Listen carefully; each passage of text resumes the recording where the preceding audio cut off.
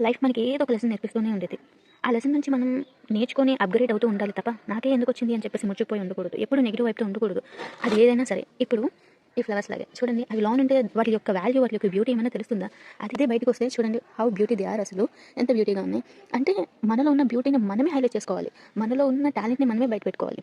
ఈ 18-40 ఇయర్స్ టైంలోనే మన లైఫ్ స్పాన్‌లో చాలా ఇంపార్టెంట్ టైం అనమాట. సో, మనం ఈ టైంలోనే కష్టపడితే రిమైనింగ్ ద 60 ఇయర్స్ మనం చాలా హ్యాపీగా రీచ్ చేయొచ్చు. ఇప్పుడే మనం ఎంటర్‌టైన్‌మెంట్‌కి, లేజీనెస్‌కి ఉండిపోతే తర్వాత లేజీనెస్ అనేది నాకు తెలిసి ఎవరికీ ఉండదు. ఎందుకంటే ప్రతి ఒక్కరికి ఫైనాన్షియల్ ఇండిపెండెంట్‌గా ఉండాలి, నేను ప్రతిదీ సాధించాలి అని అనుకుంటారు. కాకపోతే ఎక్కడో ఒక చోట స్టక్ అయిపోతారు. కొంతమంది ఫైనాన్షియల్‌గా, కొంతమంది ఎమోషనల్‌గా. సో, దేనికి మనకి ఏది అడ్డురాదు. మన బ్రెయిన్ మనం కంట్రోల్ చేసుకుంటే మనకి ఏది అడ్డురాదు. సక్సెస్ అయిన పీపుల్ అందరూ అలాగే ఉంటారు కదా! అందరికీ ఏదో ఒక ప్రాబ్లమ్ వస్తూనే ఉండిద్ది. దాని నుంచి మనం ఏం నేర్చుకున్నాం అనేది చాలా ఇంపార్టెంట్ అనమాట. So, show your beauty by your success, by your dignity, by your talent.